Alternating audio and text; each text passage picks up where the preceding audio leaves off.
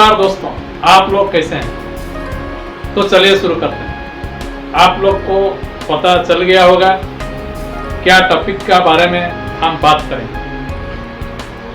आज हम बात करेंगे how to concentrate on studies without being distracted.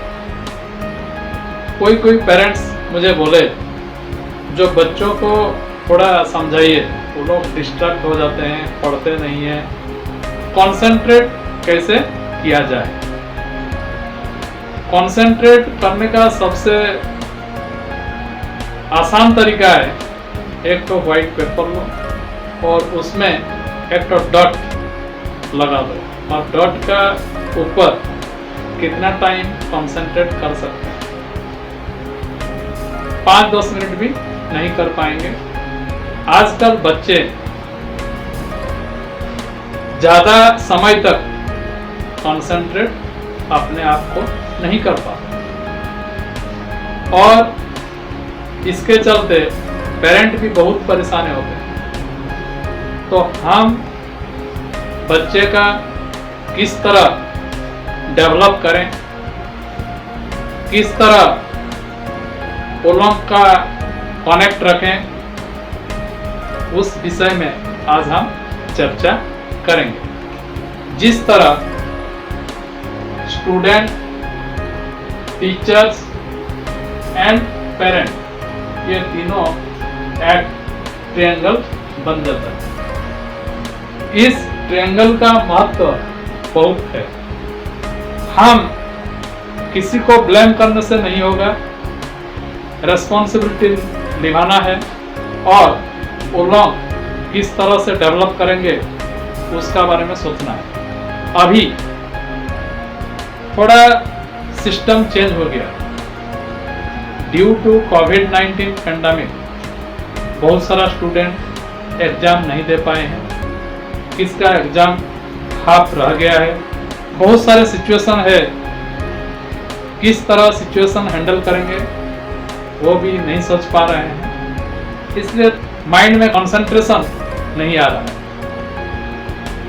तो पहले स्टूडेंट लोग आते थे टीचर्स का पास तो पढ़ाई होता था। अभी सिस्टम चेंज हो गया है, स्टूडेंट लोग घर में बैठे हैं और उससे अच्छा पढ़ाई कर रहे हैं। यह सब हुआ है साइंस का चलते। तो किस तरह वो लोग पढ़ाई करेंगे उसका बारे में हम आगे बढ़ते हैं।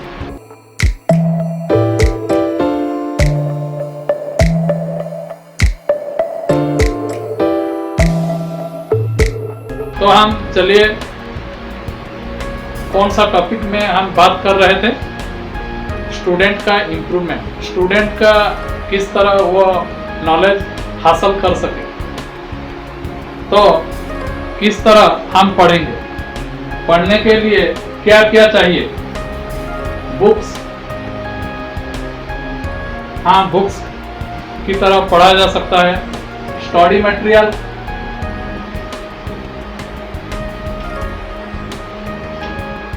Physical classes, video, this things. Book पढ़कर सब कुछ समझा जा नहीं सकता है, इसीलिए हम लोग रेफरेंस बुक फॉलो करते हैं। रेफरेंस बुक फॉलो करने से भी समझ नहीं पाते हैं, इसीलिए क्लास जाते हैं। क्लास में जो माहौल रहता है, सिचुएशन रहता है, जो टीचर पढ़ाते हैं उसका एक्सपीरियंस बच्चे लोग का साथ शेयर करते हैं, उससे पढ़ाई होता है। लेकिन अभी हम वीडियो बनाते हैं, वीडियो में इसमें जो क्लासरूम में नहीं दे पा रहे थे वो वीडियो का थ्रू से आप तक पहुंचता है। सारे बुक को पढ़कर उसको समराइज कर कैसे बच्चे लोग पढ़ पाएंगे अच्छा से टीचर का बिना, वो हम सोचते रहते हैं। और जो लाइव क्लास आता हूँ तब आप लोग कमेंट भी कर सकते हैं, लेकिन कमेंट करने से पूरा क्लियर कट होना चाहिए। जैसे डाउट होने से हम लोग समझ नहीं पाते, पहले एक लिस्ट कीजिए डाउट, क्या डाउट है।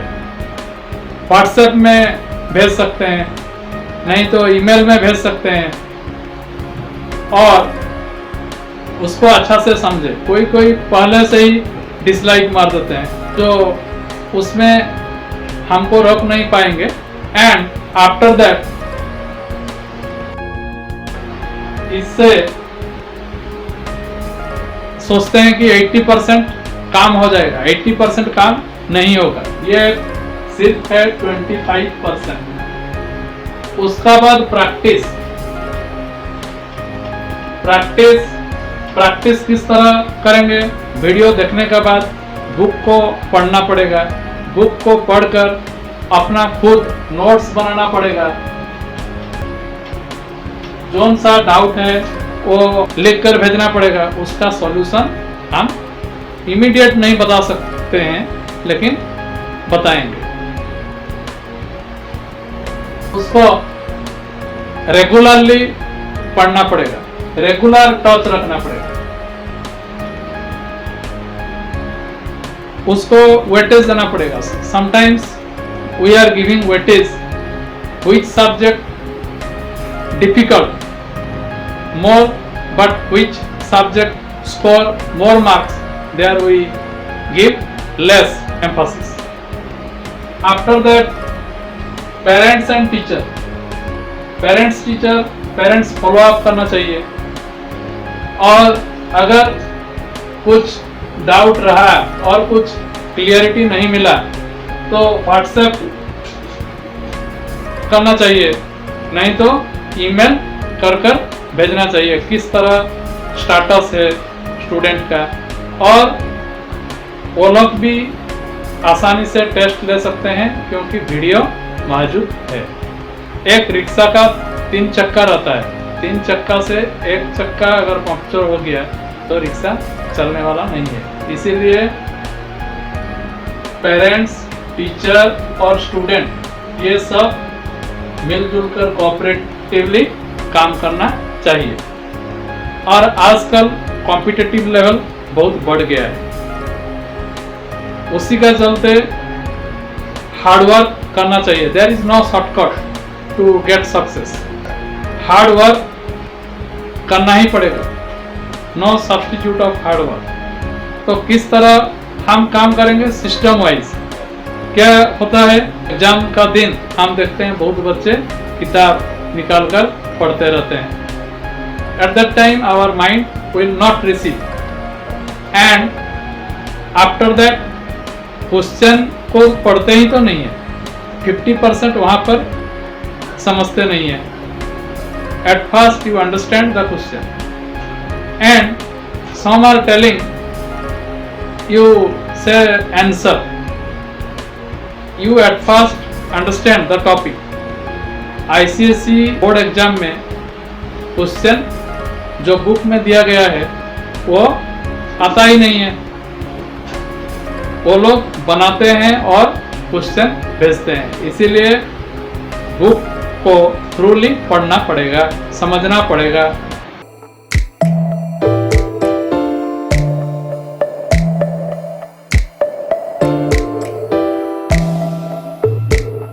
फर्स्ट तो हम देखेंगे जो बिहेवियर चेंज के लिए, जैसे बिहेवियर का लिंक किसका साथ है? बिहेवियर का लिंक इमोशन का साथ है।